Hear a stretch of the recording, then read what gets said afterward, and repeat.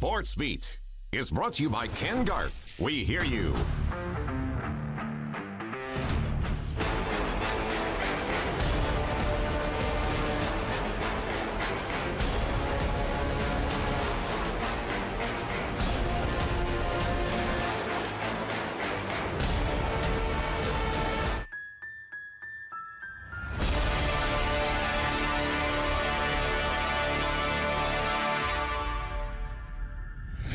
SportsBeat is live. JJ and Sam with you for the next 45 minutes, packed with live sports highlights. We'll have the latest from the Utah Jazz and a busy day inside the bubble. Damian Lillard dropped 50-plus on the Sixers today. Yeah, one question I thought I would never ask myself this summer, will there be college football season, right? Well, there's a lot of buzz going on. We'll have the latest from the Power 5 conferences. Meanwhile, BYU pressing forward with fall camp. We'll hear from the Cougars later on. You know where we're going to start? The PGA Tour. And the first major of the season, which is usually the last, the PGA Championship. Yeah, you couldn't have asked for a better final round in this one. At one point, 7 golfers were tied for the lead on Sunday. That included Utah native Tony Finau trying to win his first major championship. 30 top 10s in the last 4 years for Tony, and he had a fantastic start. This is his approach on the very first hole. That close to an eagle. He birdies to move to 7 under. Next hole, about 15 feet for birdie, and he nails it. 8 under through 2.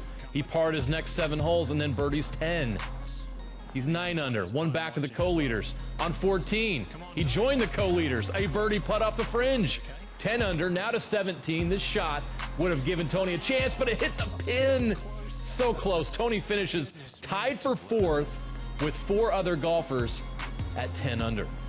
We mentioned there were 7 players at one time, but that wasn't feet away from an ace on a par 4. That gave him a 2-shot lead and clinched victory. Colin Morikawa wins the Wanamaker Trophy and celebrates by almost breaking it. He had a 64 in his final round. Colin ties the lowest final round score ever shot by a PGA champion. Well, it's crazy to think the NBA regular season has almost taken an entire calendar year. 10 months to be exact by the time it comes to a close. The final games of the restart will wrap up on Friday. But then the playoffs. 7 teams have already clinched playoff spots in the West. The competition for that final spot is pretty tight. 6 more teams still within reach of the 8th seed. The Blazers in 9th. They're in position to be in that play-in game for that final spot. A tight one against the Sixers today. Damian Lillard was a scoring machine. Early on, he got a little lucky. The ball deflects off Sixers forward Tobias Harris and goes in. Bit later, Harris gets blocked, but Matisse Thybulle cleans it up and dunks it right on Harris's face. Tough day for Harris. All right, let's get back to Dame, though. 4th quarter, Blazers down 5. Dame cuts in for the dunk. Then the 3 and the foul for the lead. Next time down the floor, another 3 from Lillard. He made 16 of 28 shots, 15 of 16 from the free throw line. 51 points, his 5th 50-point game of the season. The Sixers had a chance at the buzzer but couldn't get the shot off. Portland with a big win, 124-121. A big rebound for Lillard after missing a pair of game-tying free throws yesterday. Definitely coming in tonight after yesterday, I knew how important it was to win the game for one. So it wasn't really so much my performance yesterday, and I wanted to perform a certain way today. It was like we let one slip that we should have had yesterday. I'm a big part of why it got away from us. So tonight I was like, that's not going to happen. Now, the Spurs and Pelicans are also both in the hunt. Spurs guard Derek White was red hot to start the game. Scored 8 straight points, 12 total in the first quarter. He would leave the game early, though, with an injury. Zion Williamson scored 8 straight for the Pelicans in the 3rd quarter, but they were still down by 12. Rudy Gay's been in the NBA for 14 seasons, and he's still doing things like this. A nasty dunk right on Jackson Hayes. Gay had 19 off the bench. DeMar DeRozan helped seal the game. 27 from him. Spurs win at 122-113. A throwback matchup here. The former Vancouver Grizzlies against the Toronto Raptors in their original jerseys. The future for the Grizzlies is bright. Ja Morant is that future, one of the most electric players in the NBA. Does something pretty special every single game he plays. He had 17 points, 10 assists, but the Grizzlies didn't have enough firepower against the defending champs in this one. Pascal Siakam, 26 to lead the Raptors to victory. The 8th-seeded Grizzlies loss guarantees there will be at least a play-in game for that 8th seed in the West between the 8th and 9th teams. All right, Jazz fans, who do you want the Jazz to play in the first round of the NBA playoffs? The Nuggets, the Thunder, or the Rockets? Well, right now, the 6th-place Jazz would face the Nuggets, but that could change. One game separating 4th through 6th. Rockets taking on the Kings, who are eliminated from the playoffs. Rockets in that 4th spot. Russell Westbrook sitting out, but the Rockets still have James Harden, and James Harden was doing James Harden things. 32 points, 10 of 21 shooting. He also had 7 assists, including this dime to Austin Rivers. Now, Austin Rivers had a career night, 41 points off the bench. He made 6 3-pointers. The Rockets are 4-1 in the bubble and a game and a half ahead of the Jazz. The Thunder would move a game and a half ahead of the Jazz with a win over the Washington Wizards. Chris Paul has been as good as ever at age 35, knocking down threes, behind-the-back passes. He has the Thunder rolling in Orlando, 13 points, 3 of 4 from 3, 9 assists, and 6 rebounds. Darius Bazley and Hamidou Diallo combined for 36 off the bench as the Thunder move into the 5th spot in the West. And here is a look at the latest Western Conference standings. The only thing set is the Lakers with the 1 seed. Everything else still undecided. Jazz could fall to 7th if they lose out. No home court, so it's all about matchups in the playoffs. The Spurs, Suns, Blazers, and Grizzlies all alive for that 8th-9th play-in situation. And tonight, the Jazz need their young star to play like an MVP. Rainbows it up, splashes in the three-point bucket. Mitchell gets the 3! What a shot by Donovan Mitchell.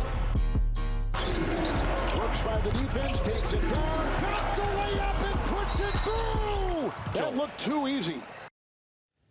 The Utah Jazz have lost 4 of their last 5 games in Orlando. With no home court in the playoffs, as I just mentioned, the results don't really matter as much as how well the Jazz are playing when the postseason begins. Yeah, and even with the 4.5-month layoff, Donovan Mitchell's been getting better and better just in time for a playoff push. Already with a career-high 18 30-point games this season. Before the restart, Donovan added 2 more to that list just this past week.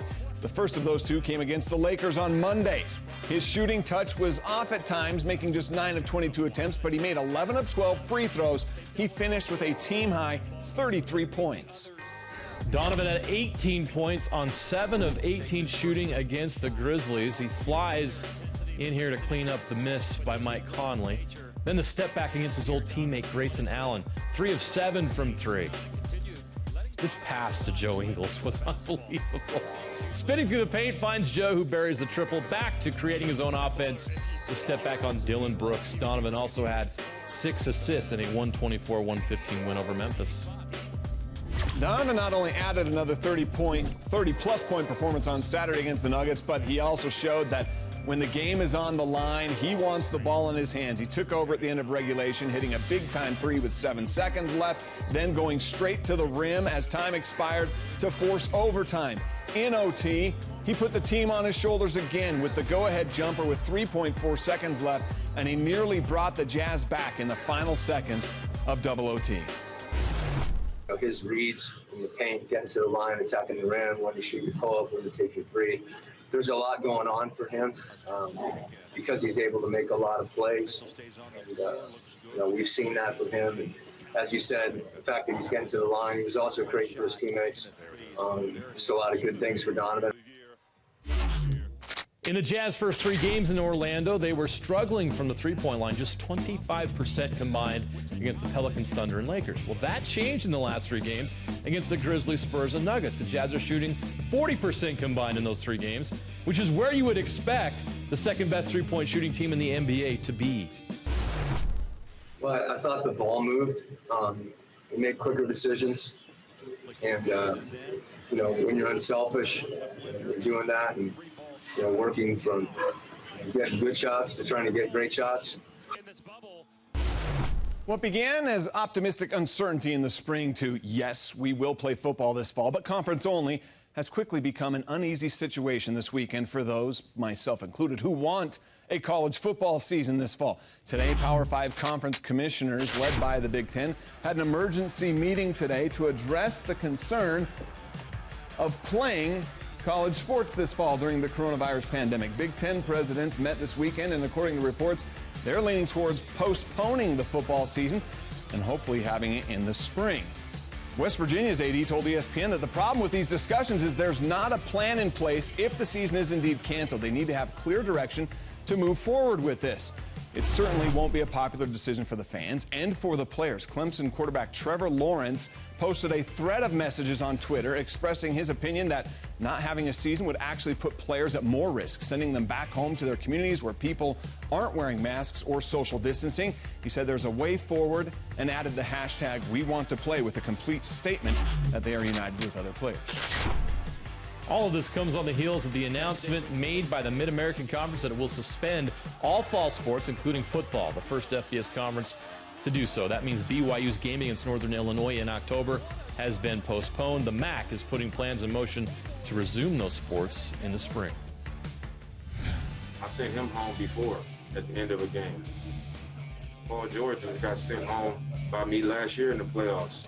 Oh, it's getting good in Orlando. Some trash talk on the court and online between two NBA stars. What's the beef between Dame and Paul George? I see a very focused group in this team. Yeah, with all that uncertainty surrounding the college football season, BYU still moving forward with camp and preparing for their season opener. We'll hear from the Cougs about that coming up after this.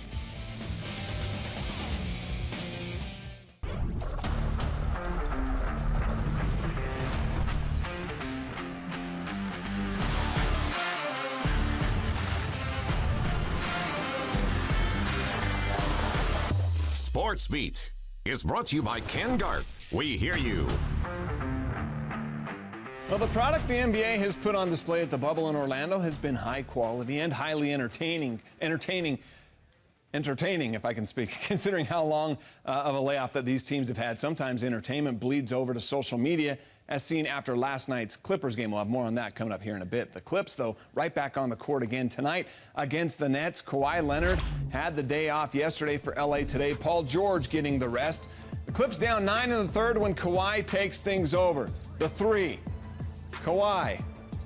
Another one. Another one. Put in that work, Kawhi. 39 points. Those 9 straight points weren't enough, though. The Nets scored 16 or more. Brooklyn wins at 129-120. Clips still a game ahead of the Nuggets for that second seed. How about the Magic? They've lost 4 straight at the Bubble. Still clinched the 8th seed in the East. Gordon Hayward, he doesn't care how many games the Magic have lost. Drives the lane for the dunk. Then the 3-ball from up top. The Magic actually had the lead with less than 10 seconds to play. Jason Tatum ties it up to force OT. Tatum would score 5 points in that extra session, finished the game with 29. Hayward had a game-high 31. Celtics winners, 122-119. Damian Lillard is one of the most clutch shooters in NBA history. Not many can say that they've hit not 1, but 2 game-winning buzzer-beater threes to clinch a playoff series. He always lets us know when it's Dame time by tapping his wrist. And he almost always comes through late in games. But Saturday's game against the Clippers was not one of them. With a chance to take the lead late in the game, Damian missed the first free throw, and then he missed the second. And Patrick Beverley and the Clippers bench had this reaction. Yeah, a bit disrespectful. Dame also missed a late game 3, and the Blazers lost a game they should have won. Well, Dame was asked about the Clippers bench reaction to his misses. Asking me about Patrick Beverley, who I sent him home before at the end of a game. Paul George just got sent home by me last year in the playoffs. So they know that the reason they're reacting like that is because of what they expect from me, which is a sign of respect. And it just shows what I've done at a high clip more times than not. So I'm not offended by it. If anything, it should just tell you how much it hurt them to go through what I put them through in those situations previously. Real surprised. I'm sure everybody was. I'm sure he probably was. But he missed him. It's part of the game. It is what it is. The trash talk continued on social media. Paul George wrote to Dame, "And you getting sent home this year?" Beverly posted, "Cancun on 3. Lillard's response to PG, "Keep switching teams, running from the grind. You boys is chumps. It's too bad we won't get a Clippers-Blazers playoff series this year." Get my man out of Phoenix. It's not good for him. It's not good for his career. Sorry, Chuck. But they got to get Book out of Phoenix. I need my man to go somewhere where he can play great basketball all the time and win, because he's that type of player. Are you tampering? Maybe. That comment on TNT was hilarious, and someday, when his playing days are over, Draymond Green is going to be an elite studio analyst. But today, those comments earned Draymond a $50,000 fine by the NBA for tampering. Booker's under contract with the Suns through the 2023-24 season. With 4 games this past week, the Jazz chose to give some rest to their star players. Donovan Mitchell, Rudy Gobert, Mike Conley, Royce O'Neal. They all sat out during the Jazz loss to the San Antonio Spurs. But it gave some valuable playing time to the young bench. Mignoni appeared in just 4 games for the Jazz before the restart. He averaged just over 2 minutes per game and never scored a point. He started against the Spurs on Friday, playing 30 minutes. He was 2 for 4 from three-point range and finished with 14 points, 7 rebounds. Fellow rookie Jarrell Brantley played 24 minutes off the bench, also making 2 of 4 three-point attempts, finishing with 9 points and 6 rebounds and a block. We've had an opportunity to play those young guys. Essentially, at a certain point, you look out there, that's our starting 5 in the G League this year. That's something that we have had an interest in for some time. You look for windows to try to find things out about your team. All right, now to baseball. Whether it's the dispute between players and owners or games being postponed from positive coronavirus tests, Major League Baseball has had plenty of drama this summer. Yeah, but not even that could keep teams from forgetting about the scandal surrounding the Astros sign stealing that led to a World Series title. The A's are the hottest team in baseball, and the Astros, the most hated team in baseball. Those two on the same diamond today. Bottom third, Matt Olson breaks the game wide open. A 3-run homer for a 4-0 A's lead. Next batter, Matt Chapman. Make it back-to-back. But the real fireworks came in the 7th inning. Astros pitcher Humberto Castellanos drills Ramon Laureano in the back. It's the 3rd time in this 3-game series that he's been hit by a pitch. Once he got to first, he begins exchanging words with Houston hitting coach Alex Cintrone. Neither of them liked it, and that's when things got loose. Dugouts would clear, a brawl ensued, Laureano gets tossed. The A's go on to win their 9th straight game, though. I want to watch more of the fight. Los Angeles Angels rookie outfielder Joe Adell has a bright future, but this is a moment he will want to forget. A routine fly ball bounces off his glove and over the fence. Now, it was ruled a 4-base error, not a home run, but I'm not sure that made him feel any better. It helped the Rangers beat the Angels 7-3. Well, our play of the week comes to us from the doubleheader between the Braves and Phillies. Ronald Acuna was swinging for the fences. He had a combined 3 homers in the 2 7-inning games. Finished the day 5 for 9 with 5 RBI as the Braves swept the day from the Phillies. A step up by Wilson. The man is open! Tyrus Tonga. Caught! Oh, what a grab! Side of the line by Austin Lee. Down and in, touchdown! There's a 15-10. Puts on his feet, 5. On his feet, touchdown! He got in, and the Cougars win! Despite the uncertainty about the college football season that we spoke of earlier, the BYU Cougars press on. Fall camp continued this week in Provo, and competition at several positions continue as well, including one at quarterback. The Cougars have talent and experience at the position. Zach Wilson entered 2019 as the clear-cut starter. He's proven, but some impressive performances from his backups, Jaron Hall and Baylor Romney, have made it a very strong competition. Anytime you have a competition, everybody wants to know who's got the edge, and certainly we're not in position to say that, but anytime there's a competition going on, whether it's at tight end or right guard or quarterback, the guy who has the most experience tends to hold an edge, and I would say for that reason Zach's played a little bit more, so he's got a little bit more knowledge, but as everyone knows, Jaren and Baylor are not only talented but proven now, and played in big games and performed well. 7 games have been dropped from BYU's schedule this fall. 1 has been added. It was announced on Thursday that BYU would be opening the season against the Naval Academy in Annapolis, Maryland. The first in a home-and-home agreement. This game will be played in one of the most coveted TV spots in sports, Monday Night Football on ESPN on Labor Day, September 7th. This game takes place of the Notre Dame game on Navy's schedule, which was dropped for the first time in 92 years because of the pandemic. Both coaches love this matchup.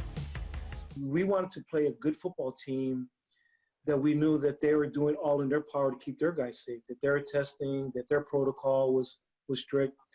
And I knew BYU would be that. I want to play a really good football team with a national name, and I'm excited for our guys too. This is going to be a great challenge for us. Yeah, just excited for the game. You know, just looking forward to it, and I think our guys are it's a huge sigh of relief knowing that we got the game one scheduled, and we can kind of plan for that. All right, so let's check out that schedule for the Cougars. Right now they have 6 opponents on the calendar, beginning with Navy on September 7th. And then you would imagine they've got to be in some discussions to maybe announce some more games to this schedule if college football happens, because they don't have another one matched up until Utah State on October 2nd. Houston, Boise State, San Diego State, North Alabama, those are the others that are currently scheduled to play the Cougars. If some of the things we're hearing right now are true, then it may not matter at all. But hopefully, let's keep our fingers crossed, they will have a need to fill those up. All right, for this week's archive, it felt right to choose something college football. Why not dig up an old game between the Cougars and Navy? Yeah, the midshipmen won the first meeting between the two programs in the 1978 Holiday Bowl. The Cougars would avenge that loss 11 years later. We dust off the tapes for this Cougar Classic from the 1989 season. Rodney Purifoy scored the opening touchdown for the game for Navy. That would be the only TD scored by the midshipmen. Ty Detmer and Matt Bellini took over from there. 17-yard connection in the first tied the game up at 7. Rich Kafusi brought the pressure with the strip sack and fumble recovery. Bellini would give BYU the lead in the second quarter, the first of his 2 rushing touchdowns. He also had 2 touchdown receptions. Ty Detmer finished the game 26 of 35 passing, 353 yards, 2 touchdowns, the 4th of a then NCAA record 33 career 300-yard games. The Cougars rolled to a 31-10 win. Well, unlike the Power 5 conferences, the Mountain West is giving its member institutions a bit of flexibility to add at least 2 non-conference games this fall as a part of the Mountain West scheduling plan for 2020. They will be playing a 10-game schedule that includes 8 in-conference games and 2 non-conference games, assuming all goes as planned. That decision was made to cater towards the Air Force Academy so they could keep the Commander-in-Chief's rivalry alive between Army and Navy. It also allows Boise State, San Diego State, Utah State the ability to keep BYU on their respective schedules. Now, if things stay as is, Utah State's season will open up on that first Friday in October in Provo. Their conference opponents will be SDSU, Boise State, New Mexico, Nevada, Wyoming, Fresno State, Colorado State, and then Thanksgiving weekend in Logan against the Air Force Academy. They still have 1 potential open spot after the game with Southern Utah was put on hold. Now we already know the fate of Weber State and Southern Utah. The Big Sky Conference made it official on Friday. They are postponing the 2020 football season until spring. News that significantly impacts the Wildcats and the Thunderbird football programs. Non-conference play is pending further review, but the conference is exploring a modified conference schedule to be played in the spring. This is especially crushing for Weber State, which was picked to win the Big Sky and is a national championship contender in FCS.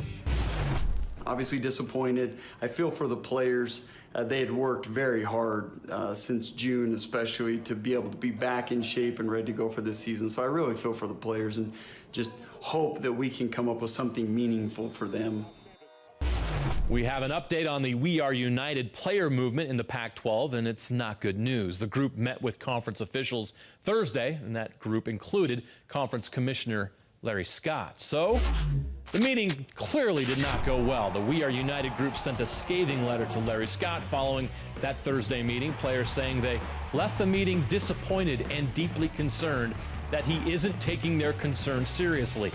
Criticized the lack of daily testing and the testing plan which there basically isn't one according to the players, and they're concerned of the potential ramifications of athletes playing sports before it is adequately safe enough to do so. You can read all the details on this story on KSLSports.com. Getting a bit messy. Well, sports always has a way of transcending the differences and challenges that come our way in everyday life. Sports usually brings us together in pandemics, in social turmoil, a common interest that most of us all can get behind. That's one reason why the return of sports has brought so much value with it, and that's why BYU linebacker Isaiah Kafusi says he wishes we could all come together the way a team does. I wish that the nation was more like a locker room. You know, there's guys from different areas, different backgrounds. You know, we all grew up different. We have different views, but we come together as a team. We learn how to understand each other, how to listen to each other. And that's really, you know, being the change is learning how to listen and learning how to, you know, how to communicate. So now some feel-good news. This is one of my favorite stories of the summer. The Dixie State football team was at the right place at the right time on Friday afternoon. During a team hike up Dixie Rock, the Trailblazers saw a woman in trouble as she was stuck midway down the rock with her hair caught in a rappelling rope. The team didn't hesitate to help some putting themselves together and putting themselves in danger to do so to help this woman. The woman was freed from the rope and is now safe, thanks in part to the help of the Dixie State football team. Now let's hope these young men can get some W's on the football field soon. It's happening! We're blessed to have a high school football season in Utah this fall. It will be the first high school football season in the country to kick off, and it begins Thursday night with Harriman and Davis. And then a full schedule kicks off on Friday night. We begin another season of Game Night Live with our game of the week in Utah County. We'll be in Provo, where Timpview will host Lone Peak. A battle of Utah County powerhouse programs. Lone Peak reached the 6A semifinals last year. Timpview reached the championship game in 5A. Both want more in 2020. Both ranked high in the debut of the Game Night Live High School Football Power Rankings. Corner Canyon, #1 in our first top 20. They're followed by Bingham, American Fork, Lone Peak, Timpview, Orem, East, Harriman, Pleasant Grove, and Skyridge rounds out the top 10. You can see the entire top 20 list on our website, KSLSports.com. Outstanding. All right, well, the first high school football games in the entire country will be played here in Utah beginning next weekend. Our Game Night Live game of the week, as I mentioned, between Lone Peak and Timpview. Outstanding. Can't wait for that, and we're pretty excited. We hope you are as well, but in case you need a little jump start, just take a look at our preseason hype reel right here. SportsBeat is the best show on the planet. I watch it every Friday and Saturday night. You're watching Game Night Live. Game Night Live.